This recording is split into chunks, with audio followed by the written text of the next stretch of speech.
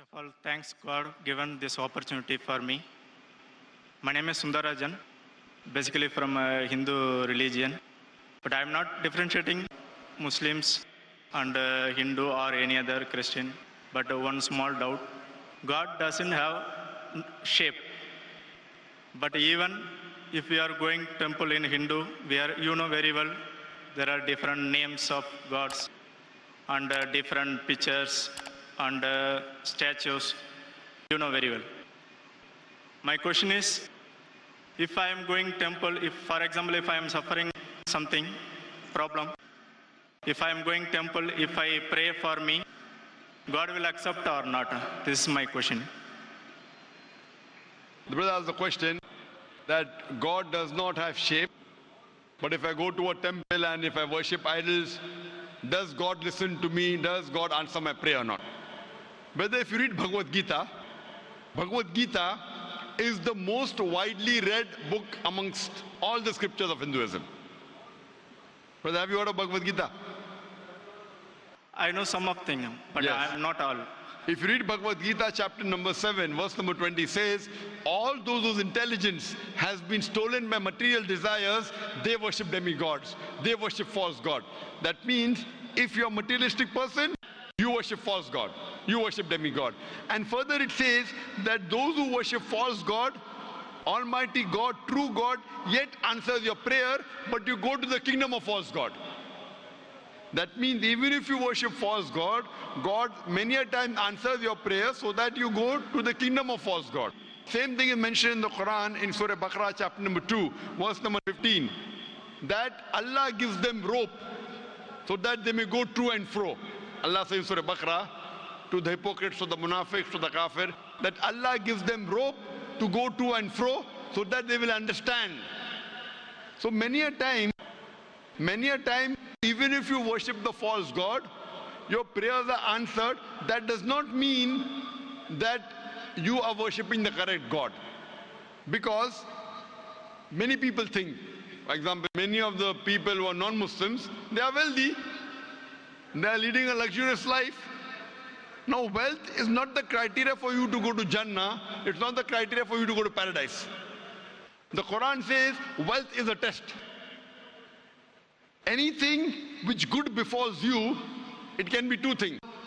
It can either be a reward from God or it can be a test from God. Any calamity that befalls you, it can either be a punishment or it can be a test.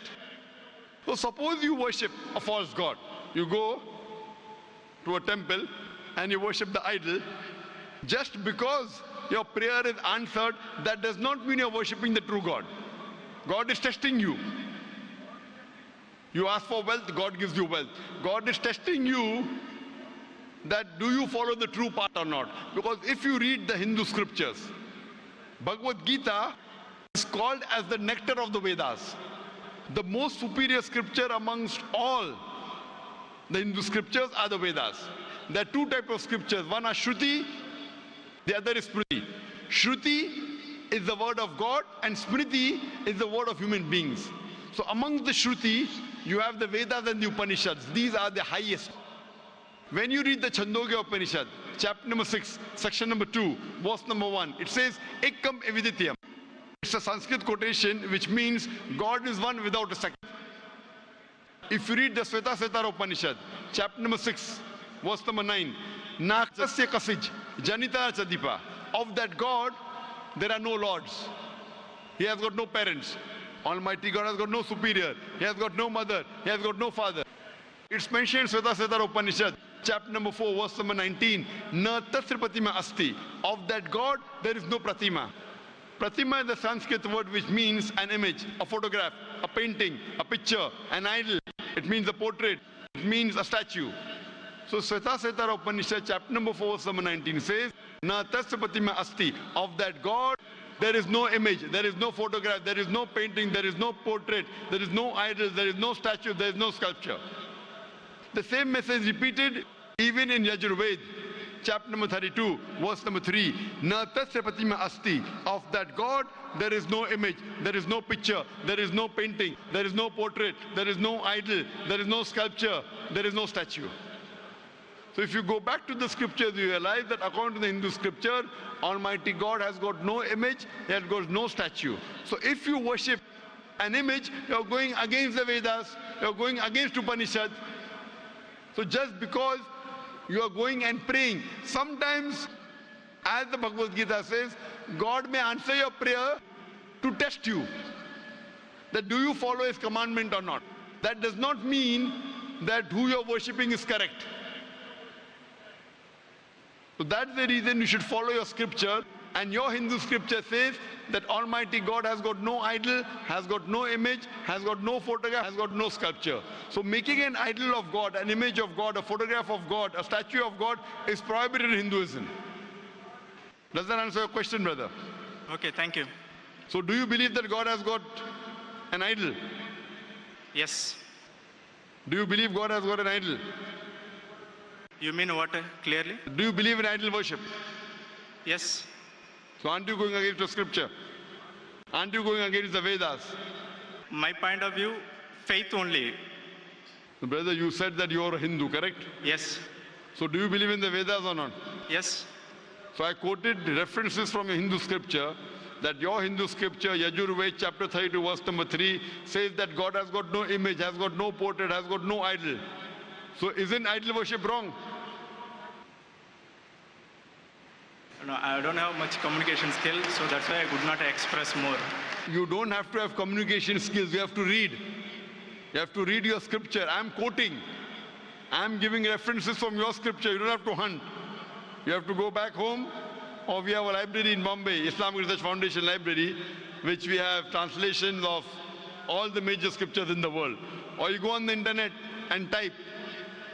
Go Yajurved, chapter 32, verse number 3, and read the translation. It says Almighty God has got no image, has got no photograph, has got no painting. So do you believe in the Vedas or not? Yes, I am believing. So if your Veda says God has got no idols, will you yet go to a temple?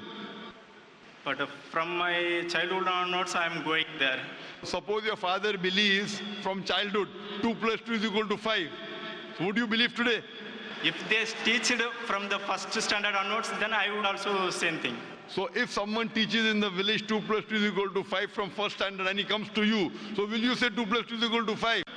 That is the first case of my knowledge, then that is the way I will accept it. So suppose your son goes to a school and they teach 2 plus 2 is equal to 5. So will you say, son, no problem, continue? Will you say that? No. No, correct. See. What you will tell your son, my son, that teacher taught you wrong. See, already I studied 2 plus 2 is 4. So I cannot put my son 2 plus 3, 2 is 5. No, but if he goes to a school, before admission, do you interview the maths teacher? No. No. So suppose the maths teacher teaches him wrong. So won't you correct your son? Yeah, I will correct it. Correct. So that's the reason I'm correcting you. I love you, brother. Thanks. Because I love you, I want to correct you that what you're saying is against your scripture. Forget what the Quran says, forget what the Bible says. If you read your Hindu scriptures, your Hindu scripture says that God has got no image, has got no picture, has got no painting, has got no idol. So if you're doing idol worship, you're going against your scripture. So what I request you, brother, today when you go back home, go on the internet, type Yajurved chapter 30 verse number 3, Svetasvatara Upanishad chapter 4 verse number 19, and try and read the translation. And tomorrow, inshallah, come again, we're having a question and answer session. Tomorrow at 9 o'clock, same time. And inshallah, we'll give you the first opportunity. Okay, thanks.